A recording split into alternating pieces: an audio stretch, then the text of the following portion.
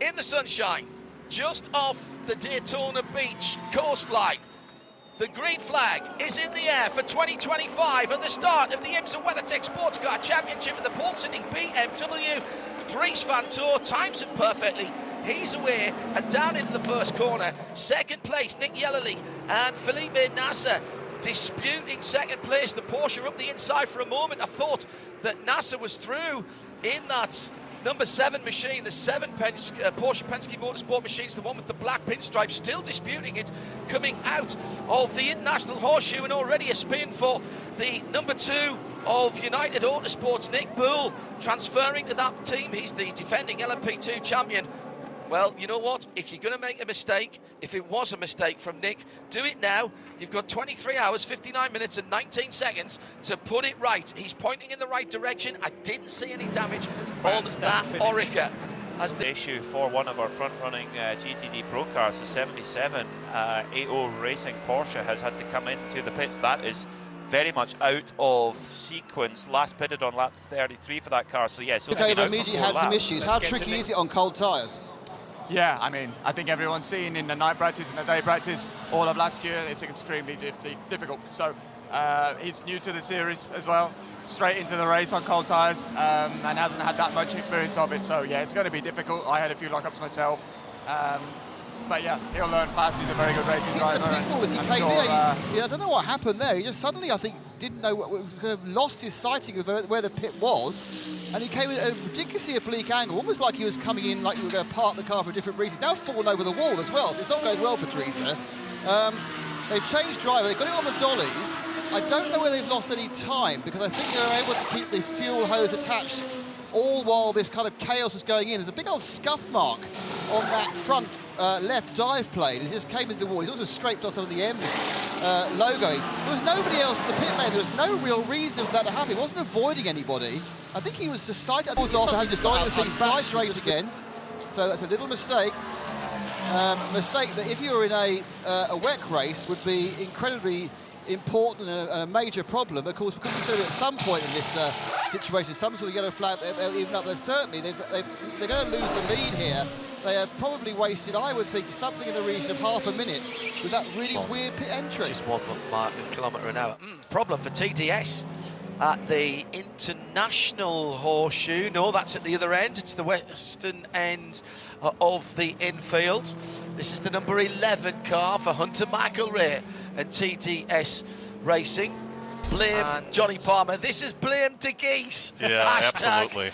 I've been here for ages and not caused it to go yellow, so it's got to be you, John. Yeah. 2 hours, 8 minutes and 30 seconds, and we have the first requirement for the BMW. Well, now, is it the BMW safety car that we saw yesterday? They'll have to come back in under this yellow to fulfill their service requirements.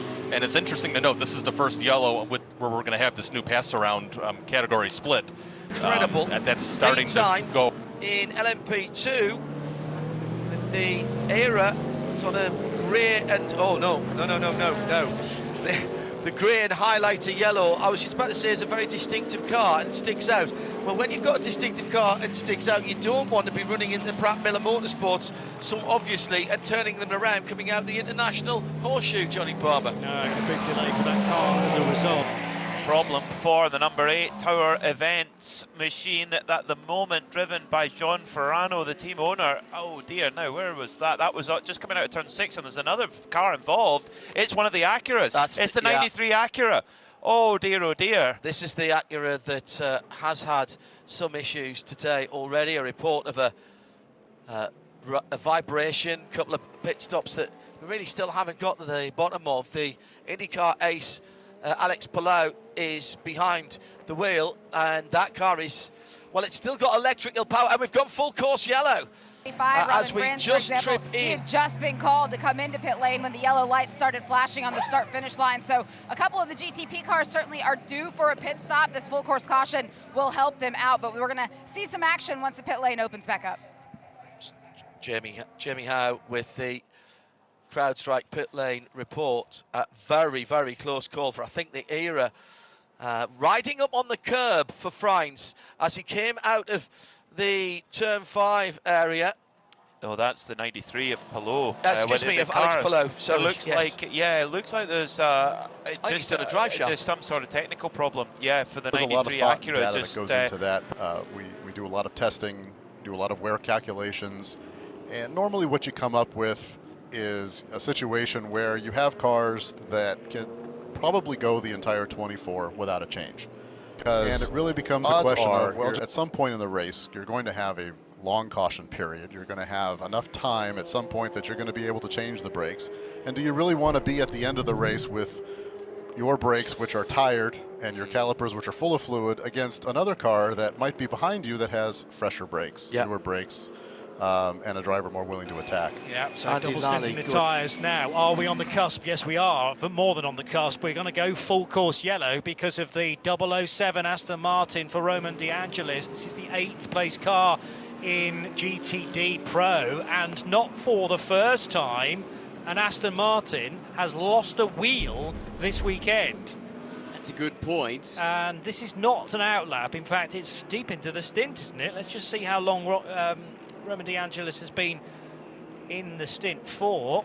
17 minutes. Yeah. So it's a good few laps for the 007. Van der and it's Linde a off rear the left road that's at departed. turn 2. He gets back going again. Now, has that BMW M Hybrid V8 picked up any damage for Sheldon Van der Linde?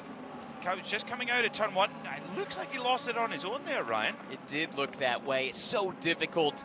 Tire temps have all come down under the yellow, tails away. Don't know definitively, but I think you're quite right. Very similar to the incident that triggered the last full course yellow. Rear tires just not up to tip. No, there was contact. That one's pretty definitive. Yeah, that's going to be pretty slam dunk there. Neil Janney, number 5, the Mustang sampling Porsche, gets into the quarter panel. Green flag waves on the flag stand. Jack Aitken leads us back to racing with just under 16 and a half hours to go, with the number 7 of Nick Tandy right in behind as they go down into turn 1 again, shuffling for position. All 10 GTP cars on the lead lap trying to make their way through, but Aitken hanging on clean for now, with the number 7 of Nick Tandy right in behind, trying to win the Rolex 24 overall. He's won it in class before, but we got a spinner. Oh, it's the Cadillac. It's the number 40 Cadillac. The Dex Imaging Cadillac for Wayne Taylor Racing is in the wall, Ryan Marine, and it's the 9 Pfaff Lamborghini is involved as well. Yeah, that was a big contact between the two. Oh, Rexy also involved, so at least 3 cars involved in this incident, and it was no small thing. Pratt & Miller LMP2, another car involved, as was the 48 from Paul Miller Racing. It's at that pinch point in turn 2 where everything just comes together. Someone went around and the track was blocked away. This is the end result. Again.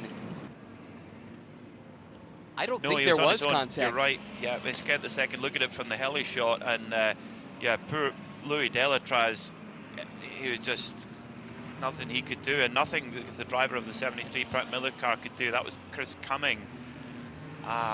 It's so narrow through there, and it's fast. You know, a GTP car at full speed will come through the apex of turn 1 at 90 miles an hour. So Louis probably going into 3-figure speed there as he hits the power, and the cold tires, the rear just goes on him, and nowhere for Chris Cumming to go, nowhere for the number 2 of Nick Bull either. He was super unlucky. I mean, this is just something that's just nobody's fault, really. And I just got to hope that Louis Delatraz is all right. Dries Vanthoor behind the wheel now. I know you need to get some rest before your next stint. Great job out there. We'll see you soon. 48 Paul Miller BMW maybe got away with it. In fact, no, there was contact. There was contact between the 93 Acura, Ryan. Would you agree on that? From the tails away shot, we were just looking at it's close. It's hard to tell. But the problem was that the 40 went veering off track and then spun right back on, right into the path. That's when the contact happened. Problems now for the Iron Dames. Looks like a left rear puncture on their Proton Run Porsche. And Michelle Gattig now, this is painful to have to limp around the track pretty much the entire distance with where that tire let go. Yeah, it's been a spin for the number 36 DXDT Corvette of Sally Jolich. At turn 7, Ryan, you think this is an outlap for the Corvette? That's what my timing and scoring screen is showing. That car dead stick at the moment.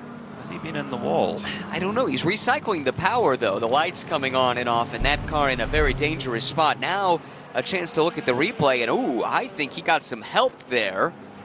This is, I think, a Mercedes, correct? And that was the 69 Get Speed car, which No, was the on an midnight outlap hour as all well. Drama on track as we see the number 31 Whalen Cadillac. Big damage there. This is surely going to throw out a full course yellow, and indeed it does.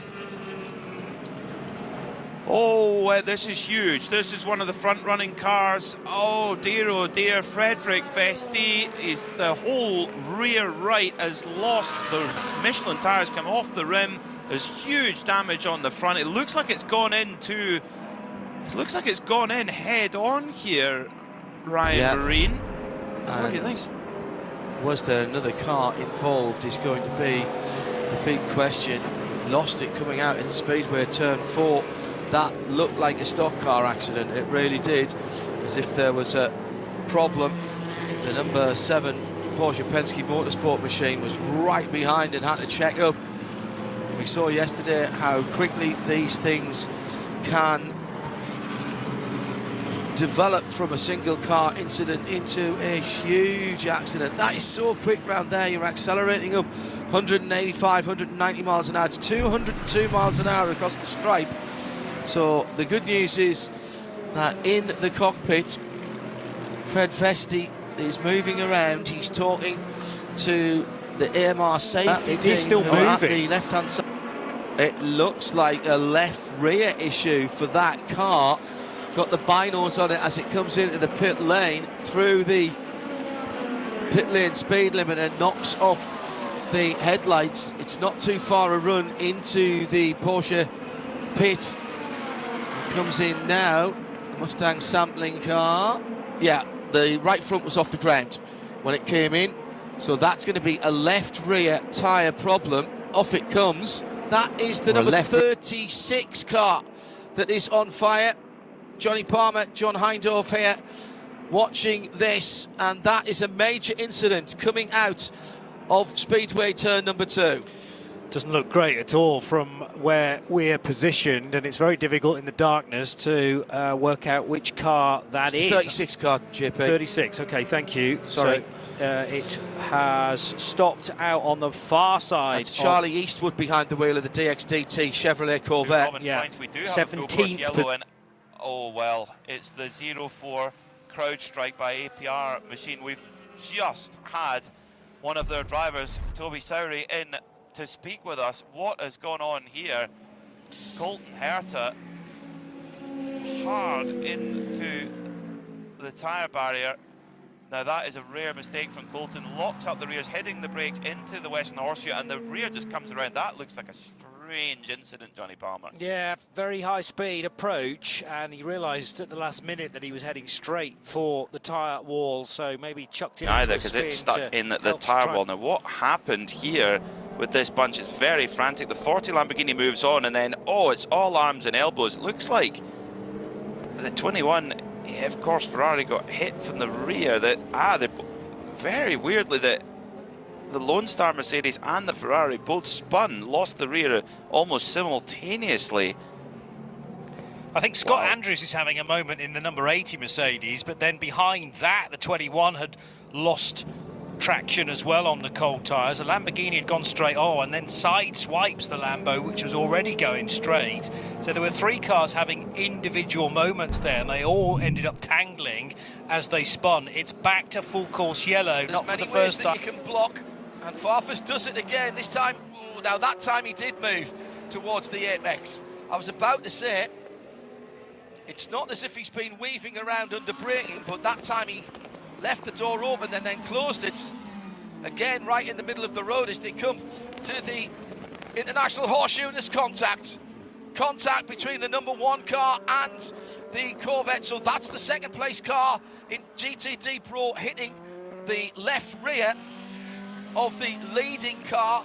This could be another penalty for BMW here, and Tommy Milner just saying, look, I'm in first position here, you should have given way.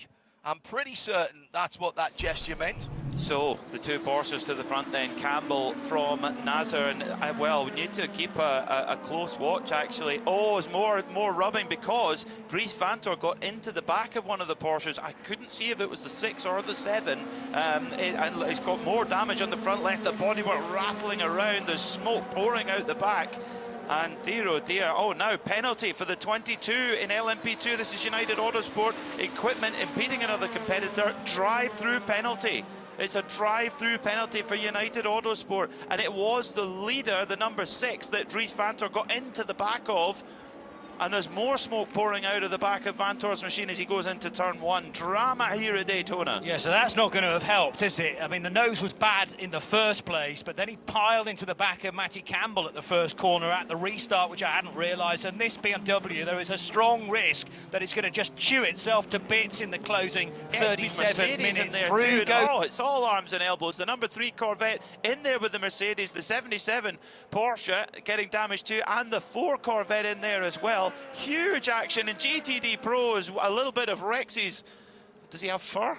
Scales. Some of his scales goes flying into the air as Dries Vanthoor is going slow on the side of the high banks. He's not on the high banks, he's on basically the access road back to the pits. Yeah, and again, the nose of that car bouncing all over the place. Has it taken another hit, or is it just the abuse that an ill-fitting piece of bodywork? Now, he couldn't turn in at the Le Mans chicane, so had to then weave its way through the tyres. So clearly it's now in Sector 3. In fact, it's about to arrive on pit road, and this broken and battered BMW is out of the fight this year at the Rolex 24 because it's going to have the dive into pit road, and Jamie Howe is raring to go to see the work that's going to take place. Strategy Award winner in GTD. Well, we'll get to that in a minute because, well, Corvette number 3 of Alexander Sims battling it. Oh no! The number 4 Corvette gets into the number 1 BMW, so Nico Verone punts Kelvin van der Linde at turn 1 now. Well, that's... Oh, now Van der Linde gets going. Surely Race Control are going to have a look at that because Nico Verone getting into the back there of the number 1 of Kelvin van der Linde. But it's going to be back-to-back victories for Porsche, and not only that, but the 7 Porsche here at the 63rd edition of the Rolex 24 as Felipe Nasr comes out of the final corner to see the checker flag in the distance. A record-breaking victory, of course, for Nick Tandy, his teammate as well, and Laurens Vanthoor will complete the trio to take victory for the GTP class. Acura gave it absolutely everything, but eventually finished in second position, and a second Porsche on the podium for the number 6 car that, I wouldn't say faded towards the end, but couldn't hold the Acura back and then couldn't match its pace. Still waiting for the Tower Motorsports car in LMP2 to cross the line to confirm the victory for Tower Motorsports, and Sebastian Bourdais, Bastian Alvarez, John Farano and Job van Outert. And you can hear in the background what that means to the crew, Peter Mackay. Yes, you can. And for Ford, they had a pretty difficult debut of this new Mustang here at Daytona 12 months ago, but they win in a GTD Pro. Ford Multimatic Motorsports are your Rolex 24-hour winners in GTD Pro. Dennis Olsen, Christopher Mies and Frederick Vervies, none of them have put on that Daytona Rolex Cosmograph before, but they will today. And for AWA Corvette, they win in GTD. Matt Bell, Ori Fadani, Lars Kern and Marvin Kirchhofer. Let's get straight down to Jamie Howe for some CrowdStrike reaction from the